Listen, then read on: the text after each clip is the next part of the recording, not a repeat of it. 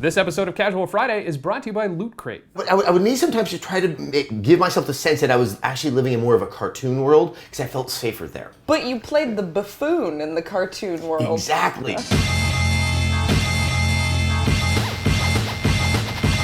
So, okay, all of us have been reviewing a lot. Yeah. Okay, I get a lot is a stretch for me. I guess Your I did first one. review, though. Yeah, I did.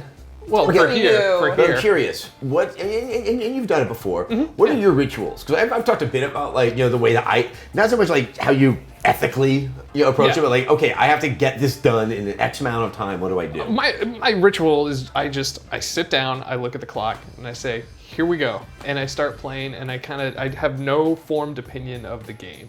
I just go in straight, and I will write notes as I go, like this happened here, this happened here. But how long can you go in a sitting?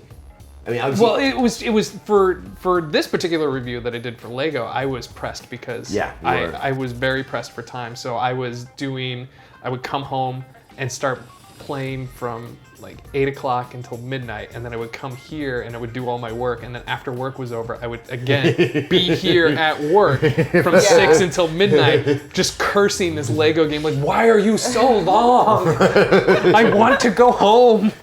But it didn't affect my score. It was just like, no, yeah. I mean, I just find what's so, I've had those moments where like, I know I can play for a really long time, but you want to play in an engaged state. Exactly. And so like, I always have like, okay, I have a little bowl of nuts, maybe some berries. I try to give myself. You're so healthy about it. Yeah, well, no, I also cook I open the window so birds can fly in. I really enjoy those times where it's like, okay, I have to review this game, so I'm not coming in the office. And I get excited for the morning where I'm like, okay, I get up, cook the steak and eggs, I eat it. Good Lord. And I sit down. Protein. It's all about protein because it keeps your brain acute and you can go longer. Because I find, I don't know if you guys do, when I play games for long stretches, it's just burning through blood sugar because you are so focused and you're so engaged that I can start to feel the quality of my playing, or suddenly like things are frustrating me that probably shouldn't. Because suddenly I'm like, in a more agitated state. Yeah. I gotta replenish, get the almonds back in, and things like that. Yeah, I have moments like that where I'm like, what's going on here? Why can't I get past this part? And then you put down the controller, go do something for 20 minutes, and then come back, and it's like, you solve it in a second. Yeah.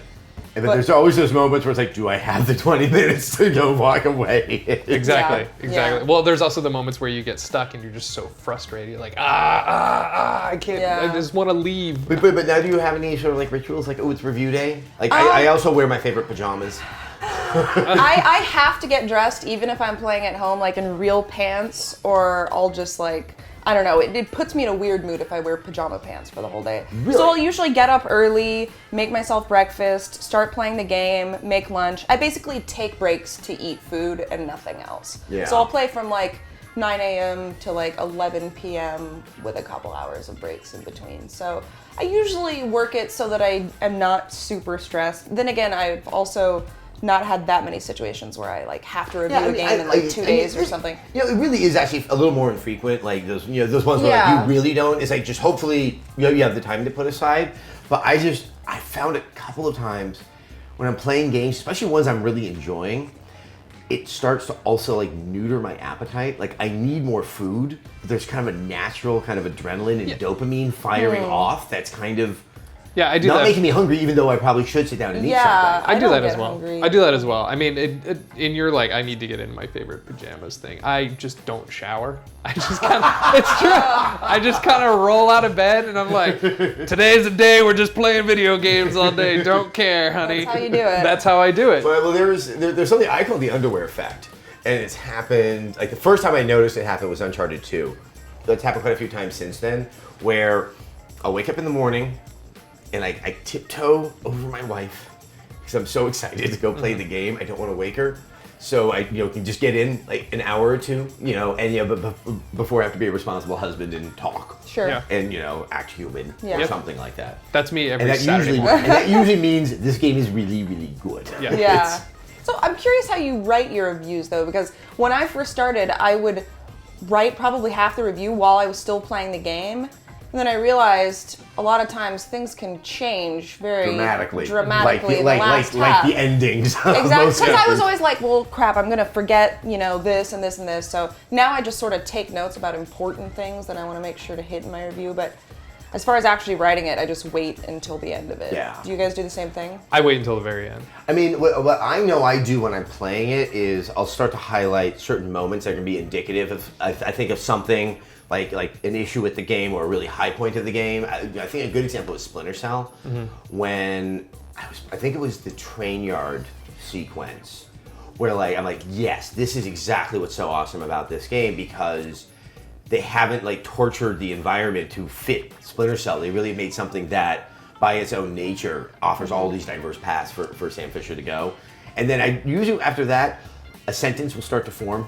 I'm not writing the review, but kind of key points of it start to get articulated in my head. Not that all of it finally makes itself into the final version of it, but, and with Batman, it's the minute I realized that they're communication towers, and that's when it came up with the cartographer line. There's something up with Montreal. Pretty much, yeah. I do the thing where I just write cliff notes for the entire game. It's ridiculous. I'm like a madman, so I'll just basically summarize each section of the game and never refer back to it ever when I'm doing my review. I just feel more comfortable that I had it down there. Yeah. Well, it helps you commit things to memory too. It does. yeah. It really does. Yeah. Yeah. Especially for games like Assassin's Creed, where it's so many different plot points. I would forget half of them if I didn't write them down. Well, speaking of writing stuff down, I was playing Battlefield over at EA for the review, and I'm also capturing the footage. So I'm just trying to keep notes. You just wrote war. Yeah, just to highlight the clips, what map it was and stuff like that. And then I would try to throw in hey, I have some good driving here, or I got off a couple of shots.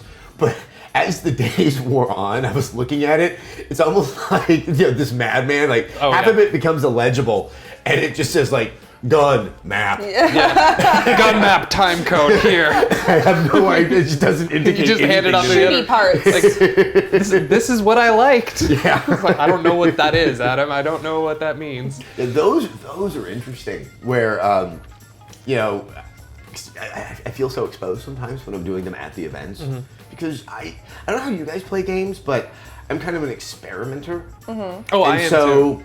If you saw how I kind of use, especially when I'm beginning something, you would think I'm absolutely incompetent, because I want to just see how diverse the games can going. But when you're in a multiplayer setting, and I think multiplayer you have to be experimental, but there's the natural resistance of other people trying to kill you. Yeah. Yes.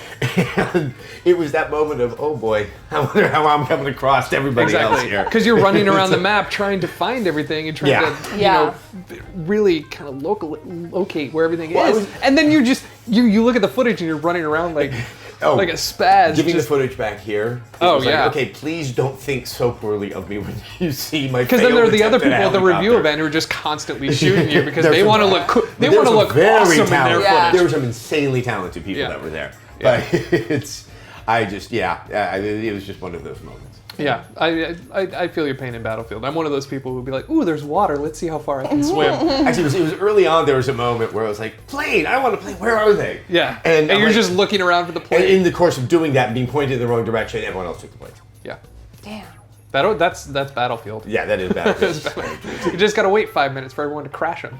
We still have a handful, actually quite a few reviews coming. It's sometimes it feels so overwhelming when it's happening, but then there's that period of time when there's nothing coming out, and it's that's where it's I need to critique something. Yeah. It's I have opinions, but I have nothing I can't apply it to anything. That's what Twitter's for. Yeah, I guess so. Yeah, it's a joke toilet for me.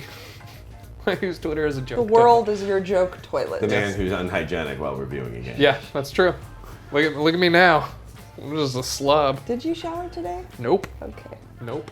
Not at all. I don't even own a shower. That's water. No, water's expensive. I just use dirt.